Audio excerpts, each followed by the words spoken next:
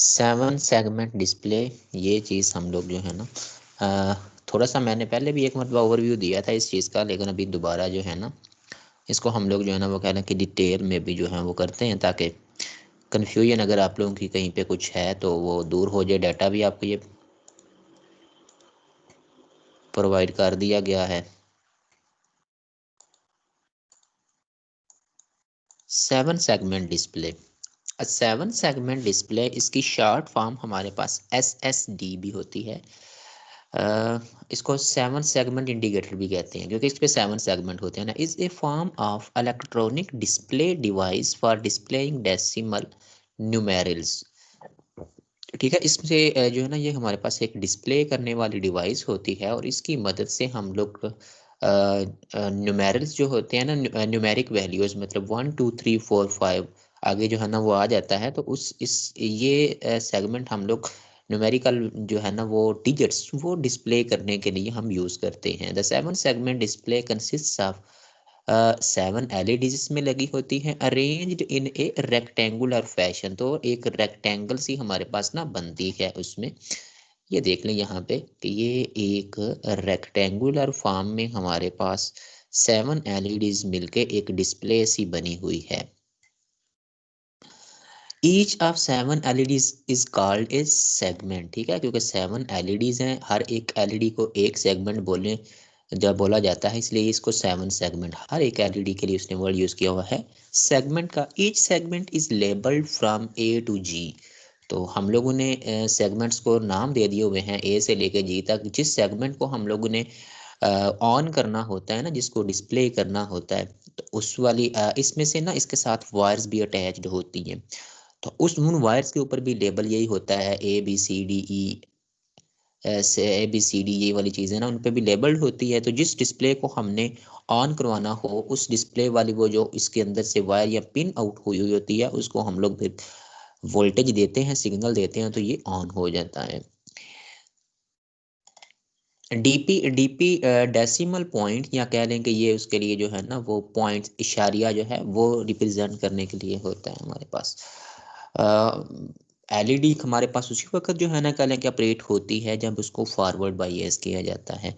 Bye forward biasing the LED glow and desired character pattern और number is displayed. तो जो हम लोगों ने करेक्टर जो है ना वो जो भी नंबर हमने डिस्प्ले करवाना होता है, उस वाली एलईडी फॉरवर्ड बायस हम लोग करते हैं, और फिर वो ऑन जो है ना वो हो जाती है। लुक ओवर देयर कि इसमें यही है ना, अगर देख लें कि ये सारे के सारे, अगर ये आउटवर्ड बाउंड्री अगर ऑन हो, या इस किस्म की डिस्प्लेज आप लोगों ने देखी हुई हैं, आउटवर्ड बाउंड्रीज अगर ऑन हो तो 1, सिर्फ एक जो है ना कह रहे हैं कि साइड वाली ये दोनों लाइट्स ऑन करवा लें तो आउटसाइड हो तो 0, ये वाली हम लोग करवा लें तो 1 2 3 4 5, इस तरह से ना ये देखिए आप, ये एलईडी ऑफ है, यहाँ पे जो मौजूद है एलईडी वो ऑफ है, लेकिन ये वाली ऑन है। तो हमें हमारे पास जो है ना इस किस्म का 0 से लेके 9 तक एक डेसिमल जो है ना वो एक जो हमारे पास सेगमेंट होगा ना 7 सेगमेंट डिस्प्ले, उससे हम लोग 0 से लेके 9 तक डिजिट्स जो है ना वो रिप्रेजेंट करवा सकते हैं।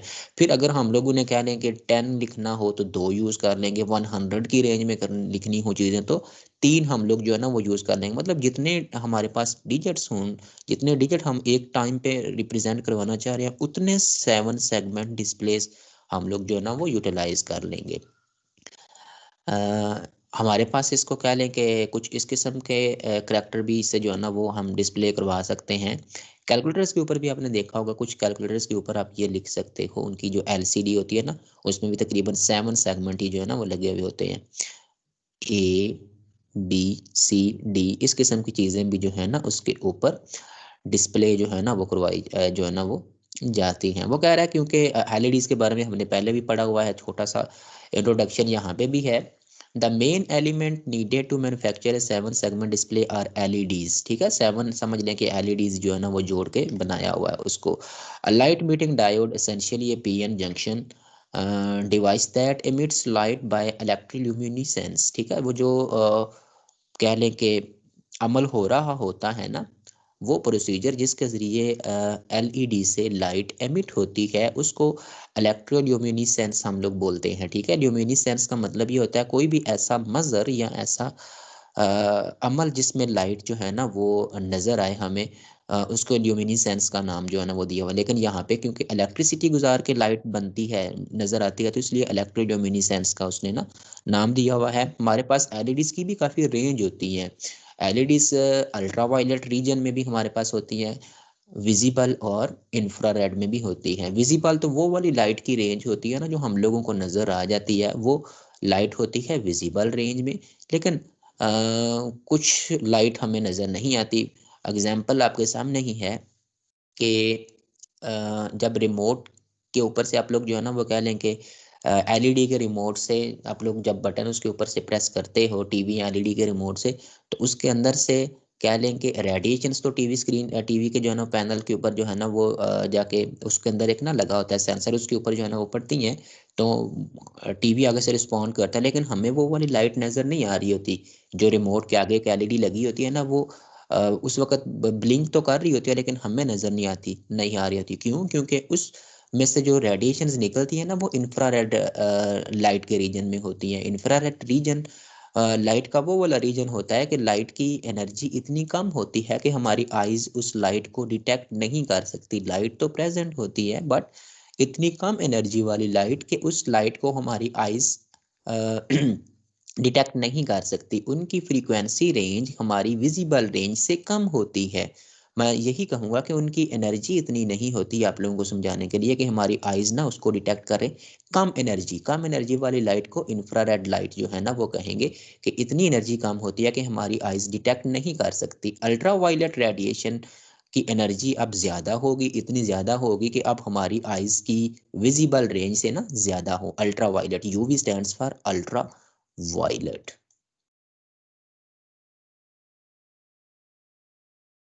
तो अगर अल्ट्रा वायलेट लाइट हमारी आइज़ के ऊपर गिरे, हम लोग उसको देखने की कोशिश करें, तो हमारी आइज़ डैमेज भी हो सकती है। नज़र तो हमें कुछ नहीं आना, लेकिन परमानेंटली आइज़ ख़राब तो भी हो सकती है।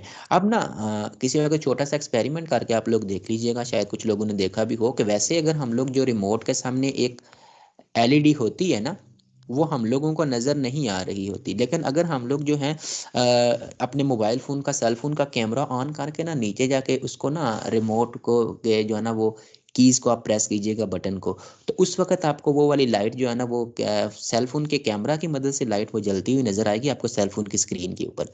क्योंकि सेल फ़ोन उसको डिकोड कर सकता है, लेकिन हमारी आइज़ के पास इतनी जो है ना कह लेंगे सकत नहीं है कि वो उस एनर्जी को ना डिटेक्ट कर सके, डिकोड कर सके। विजिबल लाइट वो वाली लाइट की रेंज होती है जो लाइट हम लोग जो है ना वो देख सकते हैं। जाहिर सी बात है, एलईडी क्या करती है, इलेक्ट्रिकल एनर्जी को लाइट एनर्जी में कन्वर्ट करती है। छोटा सा स्ट्रक्चर हमने पहले भी देखा हुआ है, ठीक है। हमारे पास एलईडी होती है ना, जो एलईडी का जो टर्मिनल हम लोग पॉजिटिव बैटरी की टर्मिनल के साथ अटैच करते हैं, उसको ऑन करने के लिए वो एनोड होता है। जो हम लोग बैटरी के नेगेटिव से कनेक्ट करते हैं वो कैथोड होता है हमारे पास। और ये सेंटर में एक क्या ना कहने के सेमीकंडक्टर डाई लगी हुई है, तो इसमें से लाइट जो है ना वो हमारे पास एमिट होगी। इससे ज़्यादा हमें इसके स्ट्रक्चर की ज़रूरत नहीं है। एलईडी का प्रिंसिपल हम लोगों ने वहाँ पे भी देखा था, यहाँ पे भी देखते हैं थोड़ा सा ऐसे ही।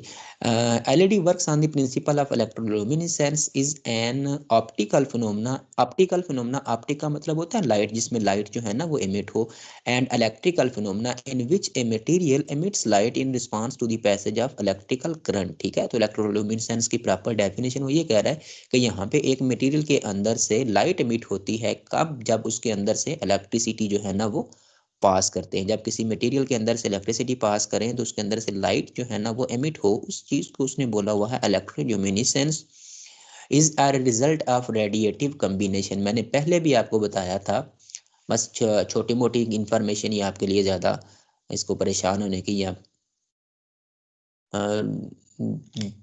जो मेन चीज़ें हैं वही आप लोग इसमें से बस जो है ना वो याद रख लोगे।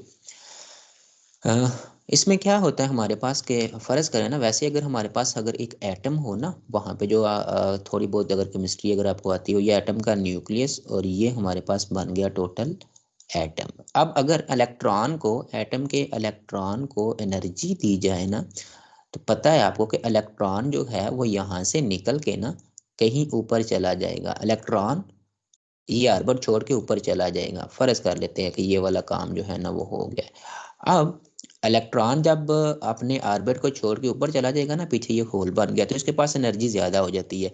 लेकिन जब ये इलेक्ट्रॉन हायर ऑर्बिट से नीचे वाले ऑर्बिट में आएगा ना, इलेक्ट्रॉन जब हायर ऑर्बिट से दोबारा नीचे वाले ऑर्बिट में आए, तो जितनी एनर्जी इसने अब्जॉर्ब करके ये ऊपर वाले ऑर्बिट में गया है ना, उतनी एनर्जी की इसके अंदर से रेडिएशन निकलेगी। ठीक है, तो वो रेडिएशन जो है वो लाइट रेडिएशन होती है और हम लोगों को नजर आती है। जब भी किसी एटम के इलेक्ट्रॉन्स को एनर्जी दी जाती है, तो वो एटम के इलेक्ट्रॉन एनर्जी अब्जॉर्ब करके ना हायर ऑर्बिट में चले जाते हैं। तो फिर जब इलेक्ट्रॉन लोअर ऑर्बिट्स में से हायर ऑर्बिट में जाए तो एनर्जी अब्जॉर्ब करता है। जब वो इलेक्ट्रॉन हायर ऑर्बिट से लोअर ऑर्बिट में आए तो एनर्जी अब एमिट करेगा। तो जो एनर्जी एमिट होती है वो भी रेडिएशन की फॉर्म में होती है, और वो वाली रेडिएशन हम लोग फिर देख सकते हैं। ठीक है, तो यहाँ पे भी वही वाली चीज़ है कि जब इलेक्ट्रॉन को क्या लें कि एनर्जी मिलेगी, तो इलेक्ट्रॉन जो है वो हायर स्टेट में उसका चला जाएगा। फिर जब इलेक्ट्रॉन जो है ना वो उसके अंदर मौजूद होल के साथ मिलेगा ना, hole is a deficiency of electron. Electron जब मूव करता हुआ होल के साथ मिलता है, तो जो इलेक्ट्रॉन के पास एनर्जी होती है ना, वो रेडिएशंस की फॉर्म में बाहर की तरफ मूव करेगी, और उन रेडिएशन को फिर हम लोग लाइट की फॉर्म में देखते हैं। बस ये वर्किंग वही वाली चीज़ है, पढ़ी हुई है पहले हम लोगों ने, स्किप कर सकते हो आप लोग। एलईडी लाइट की जो है ना हमारे पास ये वाली क्या लेंगे, इस किस्म के कलर जो है ना वो उनसे एमिट होते हैं, लुक ओवर देयर, ये वाली। फिर आपको ये भी पता है कि डिफरेंट कलर्स के लाइट की ना डिफरेंट एनर्जी होती है। एनर्जी इलेक्ट्रॉनिक्स में जो एनर्जी यूज होती है, पहले भी शायद आपको बताया होगा कि वो इलेक्ट्रॉन वोल्ट एनर्जी का ना यूनिट होता है। ठीक है, तो ये उसने बताया हुआ है कि वायलेट के लिए कितनी है, ब्लू के लिए कितनी है, ग्रीन, येलो, ऑरेंज, रेड, जिस तरह से भी आपको जो है ना जो चाहिए वो यहाँ पे लिखी हुई है। जनरल नॉलेज के लिए हम लोग रेड की सिर्फ देख लेते हैं और ब्लू की देख लेते हैं। रेड की है 1.62 इलेक्ट्रॉन वोल्ट, और ब्लू की हमारे पास होती है ब्लू 2.73 इलेक्ट्रॉन वोल्ट। ये जो आम एलईडीज होती है ना, उनके अंदर से निकलने वाली एनर्जी की जो है ना वो कह लेंगे ये बात कर रहा है। फिर ये भी देखा गया है कि रेड लाइट को जो है ना वो ऑन करने के लिए कम जो है ना वो इलेक्ट्रिकल एनर्जी जो है वो रिक्वायर होती है। ब्लू लाइट को एलईडी को ऑन करने के लिए ज़्यादा इलेक्ट्रिकल एनर्जी रिक्वायर होगी। क्यों? क्योंकि रेड लाइट की एनर्जी कम होती है, ब्लू लाइट की एनर्जी ज़्यादा होती है। छोटी सी ऐसी मेरे माइंड में एक ना जनरल इंफॉर्मेशन आ गया, आप लोगों से शेयर कर रहा हूँ। आपने देखा होगा कि ये जो इमरजेंसी वाले सिग्नल्स होते हैं ना, फॉर एग्जांपल जो हमारे पास कह लें कि एम्बुलेंस एक्सेट्रा होती है, उसके ऊपर भी लाइट रेड लगी होती है। तो और क्यों क्यों हम लोग लाइट जो है ना वो यूज़ नहीं करते? तो इमरजेंसी सिग्नल्स जो है ना वो ज़रूरी सिग्नल्स ट्रांसमिट करने के लिए रेड लाइट इसलिए यूज़ की जाती है क्योंकि रेड लाइट की एनर्जी सबसे कम होती है। और एक ऐसी लाइट जिसकी एनर्जी सबसे कम हो ना, फिर वो ज़्यादा लॉन्ग डिस्टेंस तक जो है ना अपनी शेप को चेंज किए बगैर ट्रेवल कर सकती है। अगर ज़्यादा एनर्जी वाली लाइट यूज़ करें ना, तो वो बहुत कम डिस्टेंस जो है ना वो तय करने के बाद अपनी शिनाख्त खो देगी, और वो नहीं आगे जो है ना वो ट्रांसमिट हो सकेगी। लेकिन रेड लाइट जो है ये बहुत लॉन्ग डिस्टेंस जो है ना वो ट्रेवल कर सकती है। क्यों? क्योंकि इसकी एनर्जी कम होती है बाकी सारी ना लाइट रेंज से। ये देखें, इसकी एनर्जी कम होती है, और अगर ये ना कह लें कि फिजिक्स के अंदर एक प्रिंसिपल होता है कि अगर रेडिएशन की एनर्जी कम हो तो फिर वो जो है ना कह लें कि ज़्यादा लॉन्ग डिस्टेंस तक मूव कर सकती है। एनर्जी ज़्यादा हो तो फिर कम डिस्टेंस तक। क्यों? क्योंकि जितनी एनर्जी ज़्यादा होती है ना, उतना वो रिएक्ट करती है इन्वायरमेंट के साथ, और अपना जो है ना वो आइडेंटिटी लॉस कर देती है। एनर्जी कम होगी, इन्वायरमेंट के साथ कम रिएक्ट करेगी, जो है ना वो इंटरेक्ट करेगी, और ज़्यादा लॉन्ग डिस्टेंस तक ना वो मूव कर सकती है हमारे पास। ये देखें जी, अब उसने ये डायग्राम सी बनाई हुई है हमारे पास। एलईडी की क्या लें कि सर्किट डायग्राम ये होती है ना, सर्किट सिंबल ये थी। तो उसने 7 एलईडीज को जो है ना वो क्या लें कि एक पैटर्न में अरेंज करके यहाँ पे हमें ये वाली चीज़ ना दिखाई हुई है। 7 सेगमेंट है, तो 7 एलईडीज ही इस तरह से ना क्या लेंगे अरेंज की गई हैं। अब यहाँ पे ना एलईडी वो भी क्या लेंगे वो एक स्पेशल टाइप उसकी बना लेते हैं ना, एलईडी के भी फिर वो इस किस्म की शेप बना लेते हैं। शेप ही बनानी है ना, तो ठीक है, एक एलईडी यहाँ पे, एक एलईडी यहाँ पे, ये सारी की सारी एलईडीज लगी, और फिर इनके एनोड और कैथोड के साथ वायर्स जो हैं वो अटैच करके बाहर की तरफ जो है ना वो ले जाते हैं। टाइप्स ऑफ 7 सेगमेंट डिस्प्लेस, दो टाइप हमने पहले भी ओवरव्यू में देखी थी, अभी देख लेते हैं दोबारा से। The 7 segment display pins is generally used to identify which type of, अच्छा जी, as each LED has two connecting pins, हर एक एलईडी की दो कनेक्टिंग पिंस होती हैं। तो हम लोग फिर पता क्या करते हैं, मैंने पहले जो है ना वो दो पिन में से हर एक एलईडी की एक एक पिन को जो है ना वो कह लेंगे वो आपस में मिला के एक वायर बाहर निकाल लेते हैं, और बाकी पिन वाली वायर्स एज इट इज़ बाहर जो है ना वो आ जाती है। अगर 7 एलईडीज है ना, तो 7 एलईडीज को ऑन या ऑफ करने का कंट्रोल जो है ना हम लोग सिर्फ 8 वायर से कर सकते हैं। वैसे तो दो दो है ना 14 वायर्स बनती है ना, लेकिन उसका प्रिंसिपल क्या है कि देखें, हम लोग जो है ना वो ये देखें, ये दोनों एंड्स एक जैसे हैं ना। अगर मैं एग्जांपल के तौर पे अगर मैं इन दोनों एंड्स को आपस में मिला के एक वायर बाहर निकाल लूँ, बाकी ये दोनों एलईडीज को ऑन या ऑफ करने के लिए एक वायर ये हो जाएगी और एक वायर ये हो जाएगी। ठीक है, तो अगर इस एलईडी को ऑन करना है मैं ये वाले दोनों वायर्स यूज करूंगा, अगर इस एलईडी को ऑन करना है तो मैं ये वाले दोनों वायर्स ना यूज करूंगा। तो वो ये कह रहा है कि अब नेक्स्ट ये बात बताने लगा है कि हम लोग जो है ना वो 7 एलईडीज में से इनके जो है ना वो दो दो टर्मिनल्स होते हैं ना हर एक एलईडी के। तो हर एक एलईडी का एक एक टर्मिनल जो है ना वो लेके उसको जो है ना वो कनेक्ट करके एक सिंगल पॉइंट बाहर निकाल लेते हैं। पीछे बच गई 7 पॉइंट्स, तो 7 पॉइंट्स को जो है ना वो हर एक एलईडी का एक एक पॉइंट तो जोड़ लिया ना हमने, कॉमन करके वो बाहर निकाल लिया एक वायर। बाकी जो दूसरा है जो है ना वो हर एक एलईडी का बना हुआ मतलब 7 पॉइंट्स हो रहा है, तो उनके लिए भी हम लोग लाइट जो है ना वो अलग अलग वायर यूज करके इसको बाहर निकाल लेते हैं। ये चीज है। As each LED has two connecting pins, one called anode and the other called cathode। एक को हम लोग एनोड बोलते हैं, एक को कैथोड। वो वाला टर्मिनल जो बैटरी के पॉजिटिव एंड के साथ कनेक्ट होता है उसको एनोड बोलते हैं, और जो बैटरी के नेगेटिव एंड के साथ कनेक्ट होता है उसको हम लोग नाम दे देते हैं कैथोड का। अब क्या लेंगे, ये उसने लिखा हुआ है, there are 2 types of LED 7 segment called common cathode और कॉमन एनोड। हम लोग मैंने अभी बताया ना आपको कि अगर सारे के सारी एलईडीज के कैथोड को आपस में मिला के एक वायर बाहर निकाले जाए, कॉमन पॉइंट बना लिया जाए, तो वो कॉमन कैथोड होगा। और अगर सारे के सारे एलईडीज के एनोड को आपस में मिक्स अप करके एक पॉइंट बना लिया जाए तो वो कॉमन एनोड जो है ना वो हमारे पास होगा। लुक ओवर देयर, यहाँ पे उसने बताया भी हुआ है। इस एलईडी को अगर इंटरनली हम लोग देखें ना, देखें एक एलईडी ये 7 segment जो है ना वो यहाँ पे ये लिखे हुए हैं हमारे। तो उसने यही किया हुआ है इसमें कि हर एक एलईडी का ये देखें, इसका कैथोड, इसका कैथोड, इसका कैथोड, सबके कैथोड को ना आपस में मिला के एक कॉमन पॉइंट जो है ना वो बना लिया हुआ है। और बाकी बच गया इनका एनोड। तो अब हम लोगों ने जिस जिस कह लें कि एलईडी को ऑन करना होता है ना उसके एनोड के ऊपर, इसको तो हमने बैटरी के साथ अटैच फिक्सली कर देना है ना नेगेटिव टर्मिनल के साथ। अब यहाँ पे जिस एलईडी को आप लोगों ने ऑन करना हो उसके जो है ना वो नंबरिंग, ये वाला एनोड जो है वो बैटरी के साथ इस तरह से करके, ये बाहर देखें पिंस भी निकली हुई हैं, अटैच करते चले जाएं तो आपके पास उस किस्म की जो है ना वो एक कम्बिनेशन डिजायर्ड एलईडीज को ऑन करवा के, जिस तरह से पहले हम लोगों ने देखा था ना कि हम लोग इस किस्म की डिस्प्लेस जो है ना वो करवा सकते हैं। ठीक है, अब वहाँ पे आपके पास नंबरिंग दी हुई है, तो वो जो जो एलईडीज आप ऑन करवाना चाहते हो वो ऑन, वहाँ से उन पिंस के ऊपर हम लोग सिग्नल दे देंगे, वो ऑन हो जाएंगी। और जो नहीं ऑन करवाना चाहते उन पे सिग्नल्स नहीं देंगे। तो इस किस्म के डिजायर्ड पैटर्न्स जो हैं वो हम लोग वहाँ से एक 7 segment को यूटिलाइज करके करवा सकते हैं डिस्प्ले। ये जो है ना वो चीज़ है, यूजुअली यही किया जाता है कि इनको ना अटैच करने के लिए ना पहले हम लोग एक रेजिस्टेंस निकाल लगा लेते हैं। जिस भी कंपोनेंट को सर्किट के अंदर सप्लाई देनी हो ना, कोशिश यही की जाती है कि उनको पहले जो है वो रजिस्टर लगाया जाए, ताकि ज़्यादा अमाउंट जो है ना वो करंट की आगे फ्लो ना करे और हमारे पास वो कंपोनेंट जो है वो डैमेज ना हो। ये था कॉमन कैथोड। ठीक है, कॉमन कैथोड, क्योंकि सारी एलईडीज के कैथोड को हमने आपस में जोड़ दिया था ना।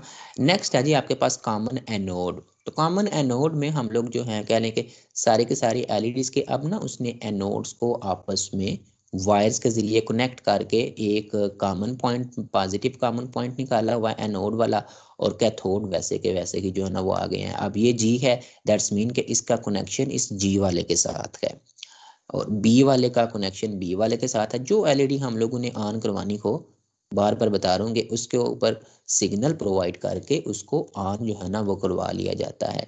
ये जी हमारे पास जो है ना कहने के जो मार्केट से हम लोगों को मिलता है एक 7 segment डिस्प्ले, उसकी ये वाली शेप हमारे पास होती है।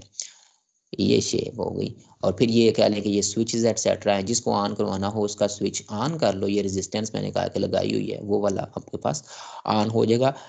यूजुअली इसको ना ऑपरेट करने के लिए 5 वोल्ट हम लोगों को चाहिए होते हैं, यूजुअली 5 वोल्ट। 3 वोल्ट वाले भी मिल जाते हैं, 5 वोल्ट वाला यहाँ पे जो है ना वो दिखाया गया है। रेजिस्टेंस 220 ओम की जो है ना वो पीछे यूटिलाइज की जा रही है। अगर 5 वोल्ट से ज़्यादा वोल्टेज इसको दें तो फिर ये थोड़ी देर के लिए कह लें कि ऑन रहता है, और फिर आहिस्ता आहिस्ता इसकी लाइट जो है ना वो ख़त्म होनी शुरू हो जाती है और ये डैमेज हो जाता है। फॉर एग्जांपल 5 वोल्ट है ना, इसको ऑपरेट करने के लिए अगर 8 वोल्ट के साथ या 7 वोल्ट के साथ हम इसको अटैच करेंगे ना, लाइट ऑन तो हो जाएगी और ये साथ साथ पूरे का पूरा 7 सेगमेंट डिस्प्ले हीट अप भी होना शुरू हो जाएगा, क्योंकि ज़्यादा वोल्टेज हम लोगों ने दे दी है ना। वो कुछ देर के लिए तो ऑन रहेगा, हो सकता है 1-2 मिनट के लिए ऑन रहे, फिर आहिस्ता आहिस्ता उसकी लाइट की इंटेंसिटी कम होती होती ये बिल्कुल कह लें कि ऑफ हो जाएगा, और उसके बाद ये वाला जो है ना वो ऑन नहीं होगा। ये हमारे पास ना एक डिकोडर होता है 7 सेगमेंट डिस्प्ले को ना ऑन या ऑफ करने के लिए। यहाँ पे कह लेंगे ये एक आईसी वगैरह होता है, but we have no concern with this. हम लोग इसको नहीं जो है ना वो कंसीडर करते। देखें ये इसके अपनी ज़्यादातर जो है ना वो आजकल वॉच के अंदर जो है ना वो ये यूज़ हो रही है। एलईडी 7 सेगमेंट डिस्प्ले जो हम लोगों ने जो है ना वो देखे हैं। 7 segment display provides a convenient way to display decimal numbers in digit form. Digit form यही होता है ना 1 2 3।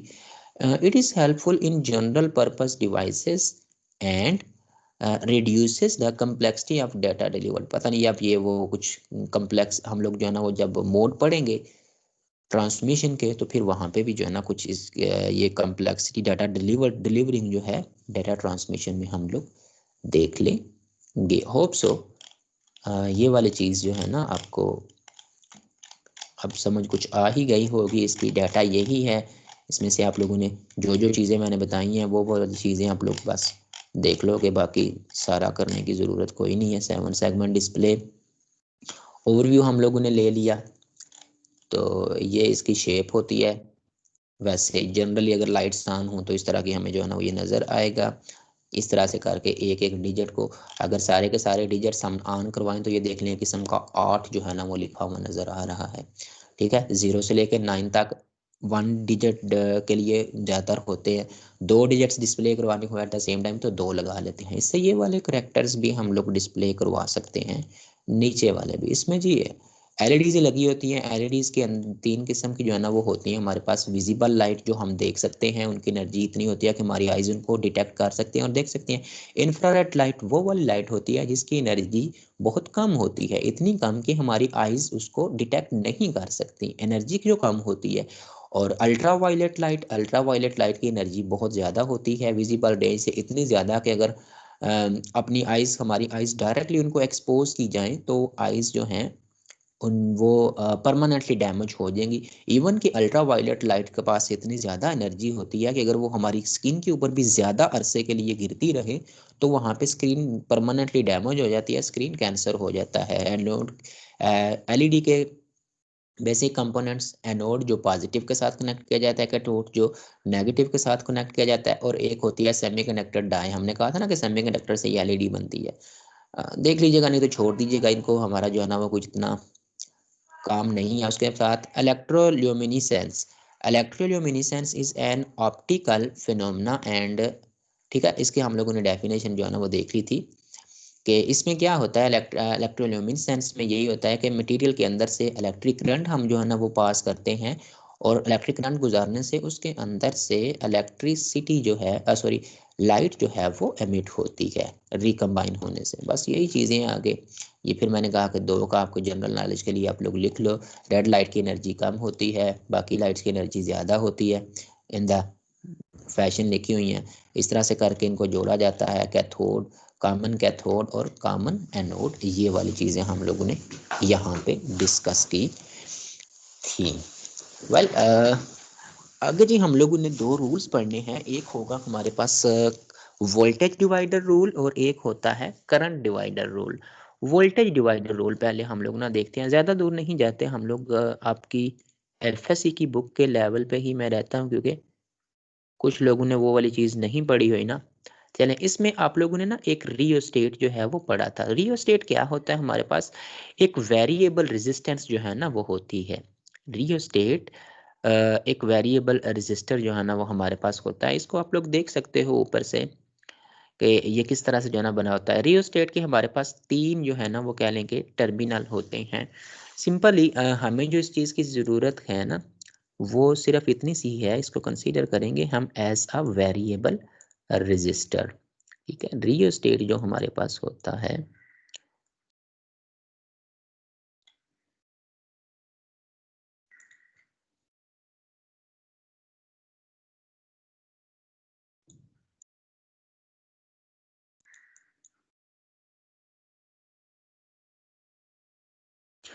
रियोस्टेट को हमारा काम है सिर्फ as a variable register, as a variable register. जहाँ पे हमें सर्किट के अंदर वेरिएबल रेजिस्टेंस चाहिए होती है ना वहाँ पे हम लोग रियोस्टेट को यूज़ करते हैं। वेरिएबल रजिस्टर रियोस्टेट को जब आप लोग रीड आउट करोगे तो हमारे पास ना इसके कह लें कि 3 कंपोनेंट होते हैं, 3 टर्मिनल्स होते हैं। ठीक है, ये इसने यहाँ पे ना डायग्राम भी बनाई हुई है, ये देख लें। तो डायग्राम में कह लें कि 2 टर्मिनल उसने कहा कि ये लें, ये रेजिस्टेंस के लिए मैं एक जो है ना वो बना रहा हूँ। एक टर्मिनल होगा ए, एक टर्मिनल होगा बी, और एक ना हमारे पास स्लाइडिंग कॉन्टेक्ट सी होता है।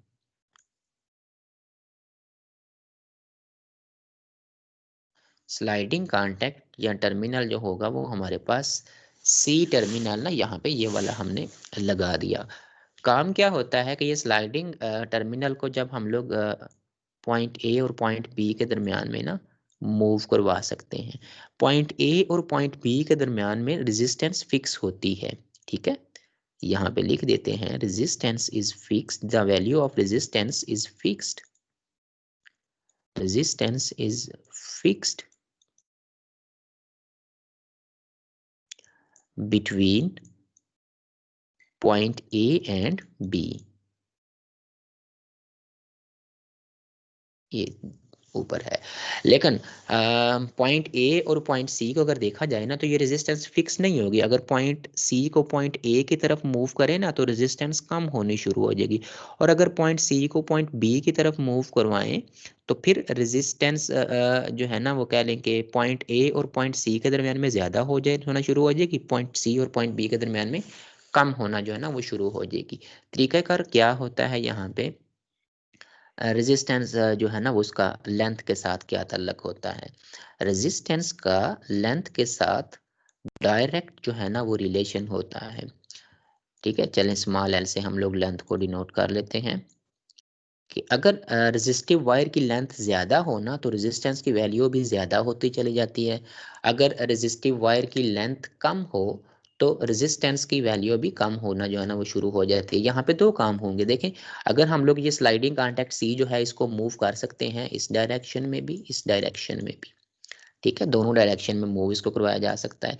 तो अगर इस स्लाइडिंग कॉन्टैक्ट सी को हम लोग पॉइंट बी की तरफ मूव करेंगे ना तो फिर ए और सी के दरमियान में रेजिस्टेंस ज़्यादा होना शुरू हो जाएगी, बी और सी के दरमियान में रेजिस्टेंस कम होना जो है ना वो शुरू हो जाएगी। क्योंकि ये हमने क्या लिया कि ये तो एक रूल है कि जहाँ पे लेंथ ज़्यादा होगी ना ए और सी के दरमियान में लेंथ ज़्यादा होना शुरू हो जाती है, सी और बी के दरमियान में लेंथ जो है वो कम होना शुरू हो जाती है।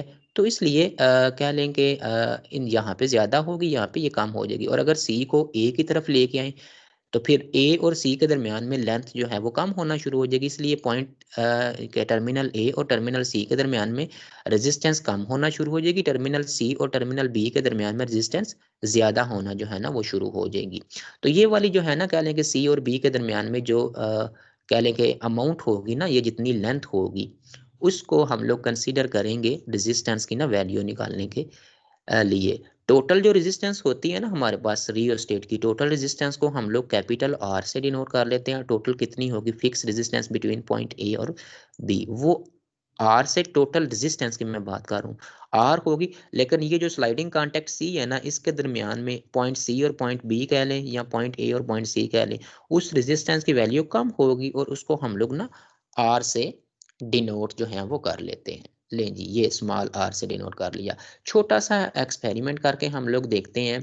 एक्सपेरिमेंट क्या है, हम ना एक रियोस्टेट लेके ना उसको लगा देते हैं एक बैटरी के अक्रॉस टू कवर हेयर। यहाँ पे ये एक रियोस्टेट लेके ना उसको एक बैटरी के अक्रॉस जो है वो लगा दिया गया है। हम भी वही वाला काम कर लेते हैं, रियोस्टेट को लेके एक बैटरी जिसका पोटेंशियल ना काफ़ी ज़्यादा है।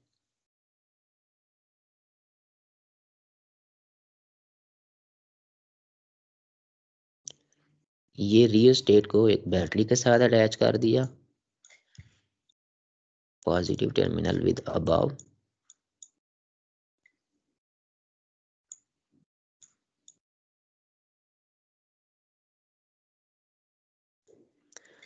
ठीक है। ये बैटरी जिसका पोटेंशियल V है। चलें, अब इसका जो फिक्स टर्मिनल है ये टर्मिनल A हो गया रियोस्टेट का, ये टर्मिनल B हो गया, और यहाँ पे स्लाइडिंग कांटेक्ट C जो है ना वो मूव कर रहा है। ठीक है, चलें इसको भी हम लोग आगे की तरफ बढ़ा लेते हैं, पॉइंट B वाले को भी हम लोग आगे की तरफ कर लेते हैं। ये हमारे पास, ठीक है, तो ऊपर वाले पॉइंट C ये लिख लिया, A और B फिक्स दोनों मैंने जो है ना वो लगा दिए हैं इस तरह से करके। अभी हम लोग जो डिस्कस, मैं अभी जो बात आपको बताने लगा हूं वो है वोल्टेज डिवाइडर रूल की डेरिवेशन हम लोग जो है ना वो किस तरह से करते हैं, वो थोड़ा सा मैं आपको बताने लगा हूँ। वोल्टेज डिवाइडर इजी सी चीज है, कुछ मुश्किल नहीं है। देखें, वोल्टेज वी, क्योंकि सर्किट के रेजिस्टेंस आर है ना, टोटल रेजिस्टेंस जो है वो आर है, कैपिटल आर है। तो जब बैटरीज के क्रॉस लगाएंगे तो सर्किट के अंदर से अमाउंट ऑफ करंट कितनी जो है ना वो गुजरेगी, पूरे के पूरे सर्किट से अमाउंट ऑफ टोटल करंट, मतलब ये कि पूरे सर्किट में से जो करंट गुजरेगी, अगर इस तरह से बैटरी लगाए तो उसको हम लोगों ने टोटल करंट को मैंने आई से डिनोट कर लिया, वो कितनी होती है जी, by ohm law V is equal to I और इतनी पूरे के पूरे सर्किट के अंदर से इलेक्ट्रिक करंट गुजरेगी ना, सॉरी, ये हम ला लगा दिया तो आई की वैल्यू फिर हमारे पास आ गई, I is equal to V over R. ये इस पूरे रजिस्टर में से इतनी करंट ना गुजर रही है। अब अगर हम लोग ये निकालना चाहें, मैं ये कहता हूँ कि पॉइंट सी और पॉइंट बी के दरमियान में ये वाली जो रेजिस्टेंस है ना ये स्मॉल आर है। पॉइंट सी और पॉइंट बी के दरमियान में अगर हम लोगों ने वोल्टेज निकालना ये देखना हो कि इन दोनों के दरमियान में कितने वोल्टेज हैं, पॉइंट सी और पॉइंट बी के दरमियान में ना, तो वो बैटरी के वोल्टेज से कम होंगे, कितने होंगे वो निकालने के लिए अब हम अगेन जो है ना वो फार्मूला लगा लेते हैं बिटवीन पॉइंट, चले इसको R2 कह लेते हैं और A और C के दरमियान में जो रेजिस्टेंस है ना उसको R1 कह लेते हैं, between point A and C। फिर हमारे पास वो क्या हो जाएगा, ओहम का लॉ हम लोग लगा लेते हैं जी, voltage between A and C, मैंने लिख लिया इसको VAC, और वो हमारे पास हो जाएगा current multiplied by resistance R1, क्योंकि सर्किट में से टोटल करंट जो गुजर रही है वो इतनी है, लेकिन रेजिस्टेंस ए से और सी के दरमियान में कितनी रह गई है, यहाँ से लेके यहाँ तक जो रेजिस्टेंस की वैल्यू होगी ना उसको R1 हम कह लेते हैं, क्योंकि लेंथ के साथ रेजिस्टेंस की वैल्यू चेंज होती है ना, तो हमने कहा कि चलें कर ये R1 है। अब इसमें आई की वैल्यू अगर हम लोग रखे रखें तो जो हमारे पास पॉइंट ए और पॉइंट सी के दरमियान में वोल्टेज की वैल्यू के लिए फार्मूला बनेगा वो बन जाएगा V ओवर आर, ये V टोटल बैटरी का पोटेंशियल है, इनटू R1। और R1 क्या है, इन दोनों के दरमियान में जो रेजिस्टेंस की वैल्यू है ना वो हमारे पास R1 बन जाएगी। अगर पॉइंट ए और पॉइंट सी के दरमियान में निकालनी है तो ये वाला फार्मूला, लेकिन अगर पॉइंट ए और पॉइंट बी और पॉइंट सी के दरमियान में निकालनी है, VBC कितने वोल्टेज हैं, तो उसके लिए हमारे पास फार्मूला बन जाएगा total current into resistance included. अब रेजिस्टेंस इतनी इंक्लूडेड है तो फिर हमारे पास जो है वोल्टेज का फार्मूला बन जाएगा VBC is equal to V over R into R2। लें जी, ये हम लोगों ने वोल्टेज डिवाइडिंग रूल जो है उनको डिवाइड किया है। अगेन हम लोगों ने एक रियोस्टेट या एक रेजिस्टेंसेस हम लोग इसमें लगा लेते हैं, फिर टोटल सर्किट के अंदर से जो करंट गुजरा है, टोटल वोल्टेज और टोटल रेजिस्टेंस यूज कर ली हम लोगों ने ओम के लॉ के लिए, वो बन गया I is equal to V over R। अब अगर हम लोगों ने पॉइंट ए और पॉइंट सी के दरमियान में जो है ना कितना पोटेंशियल है बैटरी की वजह से, तो उसको निकालने के लिए हमने जो रेजिस्टेंस थी ना पॉइंट ए और पॉइंट सी के दरमियान में, सिर्फ उसी को यूटिलाइज किया। लेकिन अगर हम लोग ये इन दोनों के दरमियान में निकालना चाह रहे हैं तो फिर ये वाला रेजिस्टेंस R2 जो है ना वो यूज़ हो गई।